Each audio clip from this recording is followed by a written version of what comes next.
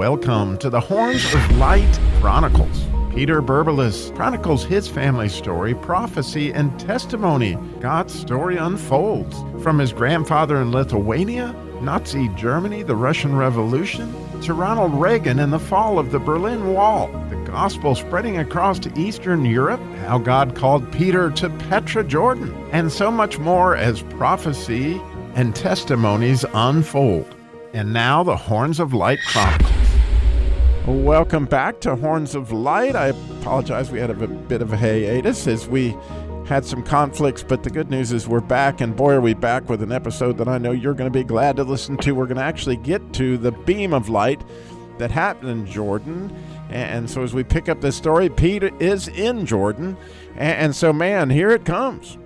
Yeah, last time we left off, and in Israel for the Feast of Tabernacles, and from there got a rental car and headed to the border of Jordan and got there about evening and crossed over and then figured out to take a cab from Eilat, that area, all the way to Petra, which is, if I remember correctly, a couple-hour ride.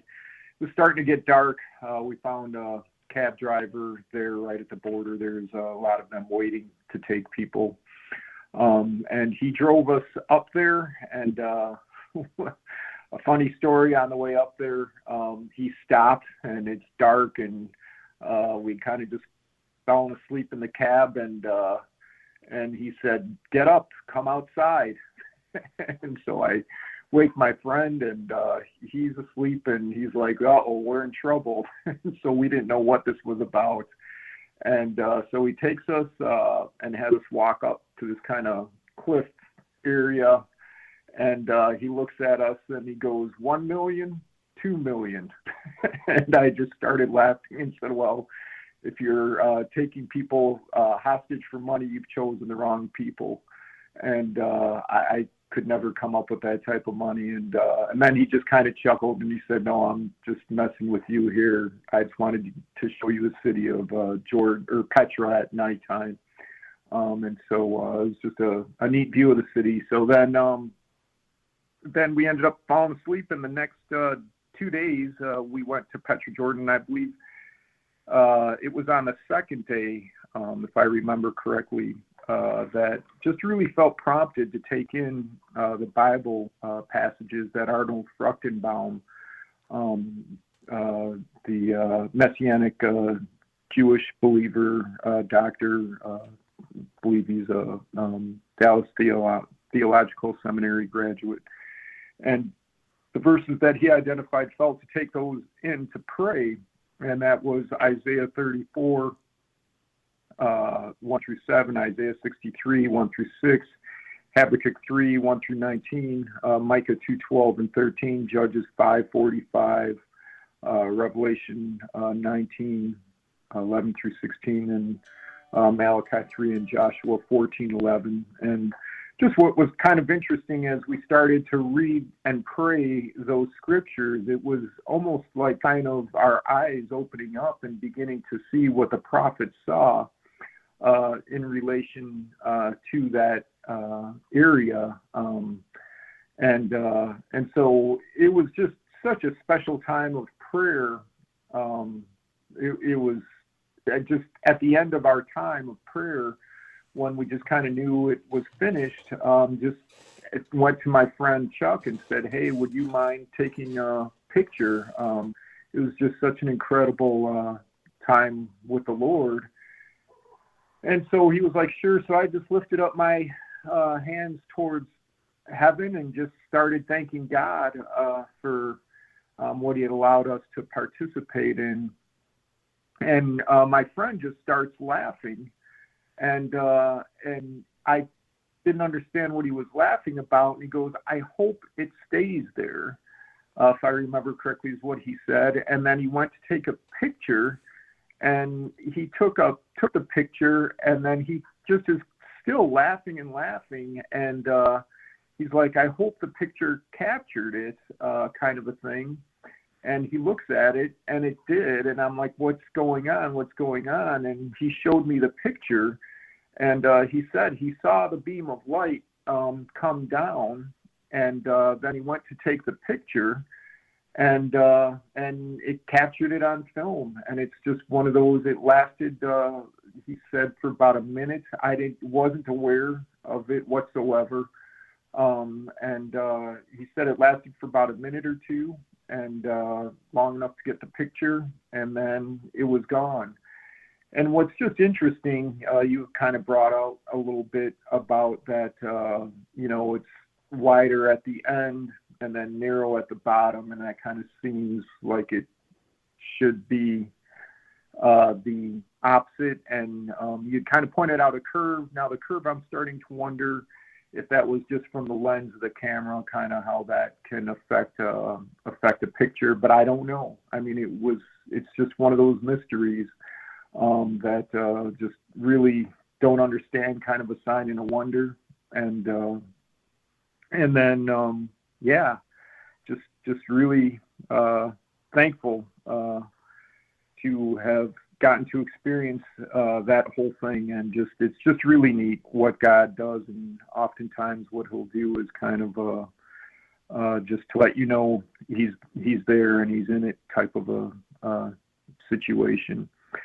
So then from there, we ended up going up to Madaba and looking at the mapped floor of Israel, the oldest kind of map of Jerusalem.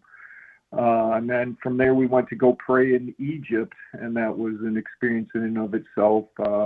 We went back through the southern border and took a bus through the Arabian Peninsula desert, which I would not recommend anybody doing. If you're going to go, just pay from a lot for that flight over into Egypt. But that was also an interesting experience. We did some praying in an area. One of the guys that was with us on that trip, who was part of that rental bus that took us with the tour guide, he was Muslim, so he wanted to see a Muslim section. So that area, Egypt, is 90% Sunni, and he really wanted to see a Muslim area, so they took us into the area of Cairo that's where the other faction of Islam lives, and that's the only area that they're allowed to live. And we walked through that neighborhood, and that was just one of the hardest places to pray.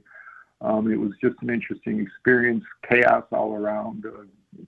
A motor guy on one of those little motor scooters, he hit the guy in front of us, and a fight almost broke out, and it was getting near dark, and the Muslim calls to prayer, were all going off, and it was just chaos. So we got back from there, headed up for our last day, and spent it in Israel, and then flew out and back home, and just kind of showed my wife the picture, and she just said, "Wow, that's a good Facebook photograph for your cover thing." So just kind of left it at there and felt that was kind of the end of it. But it didn't stop there. This parable that the Lord had started continued to play out from that point on. A couple years later, in I believe it was July of 2021, I ran into a pastor and just started talking to him a little bit and share a little bit of the experience with him. And he said, God's doing a word play there. He said, Peter and Petra, that's Big Rock, Little Rock, he said, I would look into Peter's confession of Christ and see if God shows you anything there in that passage. And kind of what's interesting to me is when I looked that up again, believing, according to Fruchtenbaum, that this will be one of the places that the Jewish people confess Christ as Messiah, and leads to the leads to the salvation of Israel and his return. And the robe dipped in blood, kind of that glass of wine that spilled on the white carpeting before hearing Micah 2:12 and 13 going to Petra Jordon. And then just even for me, when the Lord had poured out his Spirit in the baptism of the Holy Spirit, it was Matthew 3:16 6, Matthew 3:6, and they were baptized in the Jordan as they confessed their sins. And I realize it's a bit of a stretch, but kind of still a parable, all this taking place in Jordan, and decades later from this experience in the 80s, ending up in Petra Jordon at a place where the Jewish people, or at least a portion of the Jewish people, will someday confess Christ as Messiah. So that's kind of one aspect. And then another situation that happened back in May of 2022, went to a prayer gathering in Kansas City, and it was going to be an all-night thing. And there was a tent that was set up specifically to pray for Israel.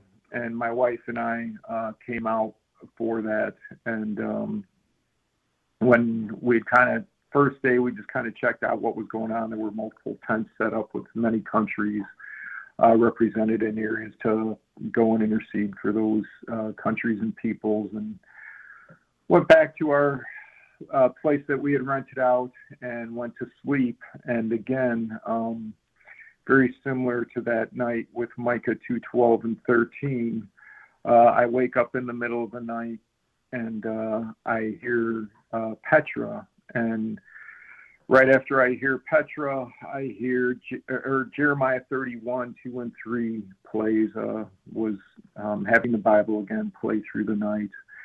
And Jeremiah 31:2 and 3 says, in the latter days, if you go back proceeding to Jeremiah 30, the last portion of verse 24, it says, in the latter days you will understand this. At that time, declares the Lord, I will be the God of all my families of Israel, and they shall be my people. Thus says the Lord, the people who survived the sword found grace in the wilderness, Israel, when it went to find its rest.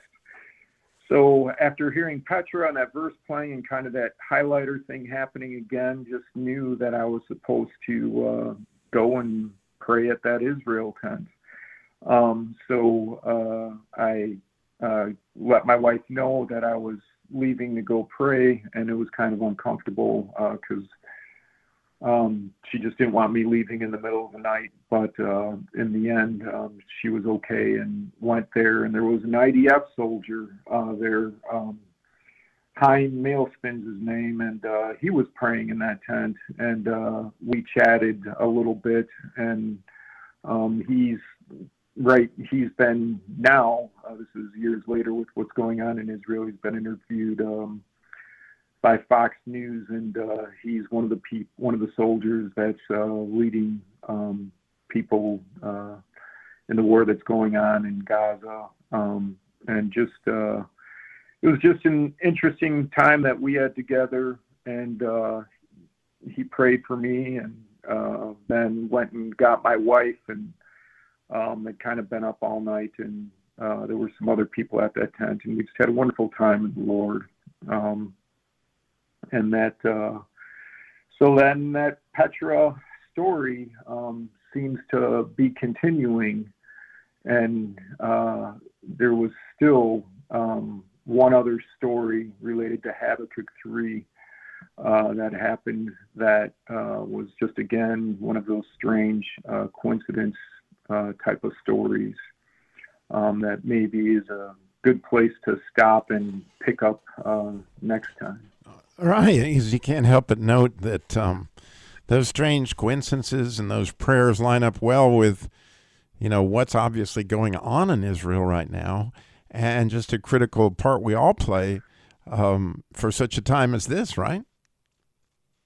Yeah, it's just so strange even to run into that guy, and now he's interviewed on Fox News, and he's over in Israel fighting a war for the existence of his people and his family.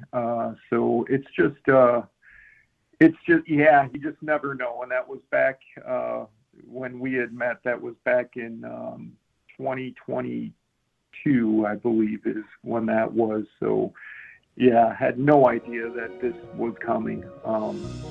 So it is interesting. It's an interesting thing to watch as God unveils and unfolds more of this kind of parable story that, for whatever reason, he's placed in my life. That's absolutely beautiful, and then giving you the courage to reach out and share it. So thank you so much, Pete, and thank you all for listening. And as always, we're just grateful for each and every download. So keep listening and share with your friends. Thanks for listening.